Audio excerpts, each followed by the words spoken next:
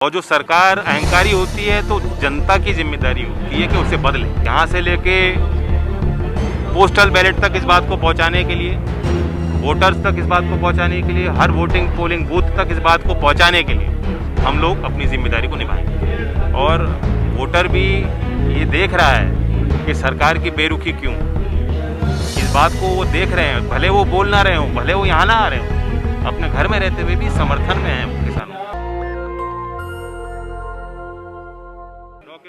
हमारे साथ राष्ट्रीय लोक दल के राष्ट्रीय अध्यक्ष जयंत चौधरी हैं। जयंत चौधरी जी, मेरा 2 सवाल है आपसे। यह बात तो स्पष्ट है सरकार की तरफ से कि सरकार कह रही है बिल सही है, किसान कह रहे हैं बिल गलत है। सरकार ने बोल दिया बिल वापस नहीं होगा, किसान कह रहे हैं बिल वापस नहीं होगा तो हम नहीं हटेंगे। तो सब कुछ तय हो रहा है चुनाव से, कि चुनाव में जैसा रिजल्ट आएगा उसी से पता चलेगा कौन सही है कौन गलत है। पहला सवाल। दूसरा सवाल ये कि इस दौरान हमने देखा कि किसानों की एक सशक्त आवाज़ संसद में जो होनी चाहिए उसकी कमी लगातार खलती आ रही है, जो कि चौधरी चरण सिंह के ज़माने में थी, आज हमको नहीं देखने को मिल रही। ये भी हमें चुनाव से ही मिलेगी।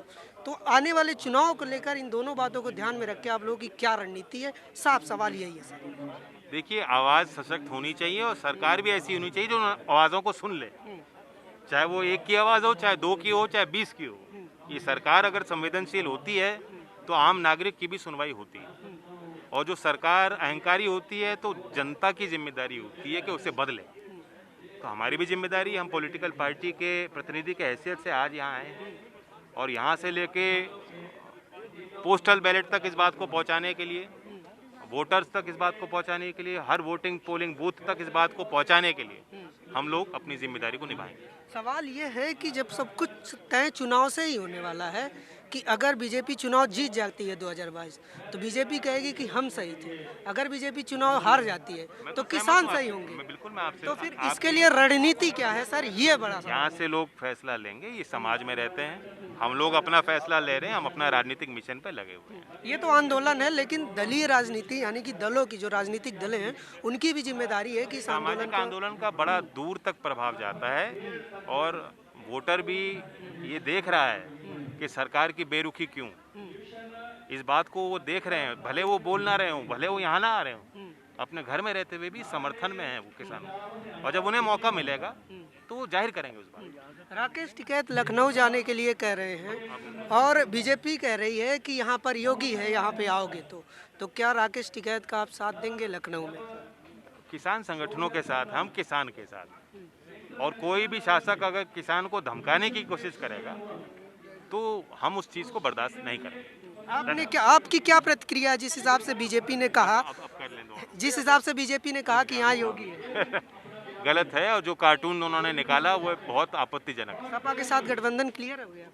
बातचीत चल रही है, अच्छे रास्ते पे हम लोग दोनों साथ चल रहे हैं। सीटों का बंटवारा कुछ वो तय नहीं हुआ, वो अभी तय नहीं हुआ। तो चलिए, ये हमारे साथ थे जयंत चौधरी। देखिए, और जैसा कि यूपी चुनाव मेन मुद्दा यही है। देखिए, किसान आंदोलन सही गलत, सरकार सही किसान सही, ये सब कुछ तय होगा किसानों से ही, चुनाव से ही। चुनाव ही बताएगा कौन सही है कौन गलत है, क्योंकि इस देश में सही और गलत को नापने का जो पैमाना है वो अब नियम से नहीं हो रहा है, कानून से नहीं हो रहा है, उसकी खामियों पे नहीं हो रहा है, चुनाव में मिली हार और जीत से तय हो रहा है। और ये इस देश की राजनीति का दुर्भाग्य है, लेकिन यह बड़ी बात भी है क्योंकि इसमें पावर जनता के पास है। अब जनता जिसको चुन देगी, जनता अगर किसानों के समर्थन में आती है तो समझ लीजिए कि कानून गलत है, और अगर जनता फिर से बीजेपी को जिता देती है तो बीजेपी कहेगी कानून सही है। तो फिर ऐसे में सवाल तो उठेगा और सवाल तो बनेगा कि 2022 में क्या होगा, क्योंकि 2022 की जो गद्दी है, जो सीएम की कुर्सी है, वही तय करेगी कि इस देश में किसान सही है या फिर शासन और सरकार सही है। ऐसी और बहुत सारी अपडेट के लिए आप जुड़े रहिए हमारे साथ और देखते रहिए नेशनल दस्तक। कैमरामैन आशीष के साथ मैं अनमोल प्रीतम, जंतर मंतर, दिल्ली। नेशनल दस्तक की आपसे गुजारिश है कि अगर इसको बचाना चाहते हैं तो नेशनल दस्तक को सब्सक्राइब करने के लिए रेड कलर के सब्सक्राइब बटन को दबाएं, फिर बेल आइकन की घंटी दबाएं। नेशनल दस्तक को बचाने के लिए बहुत जरूरी है कि हर खबर को शेयर करें, लाइक करें, कमेंट जरूर करें।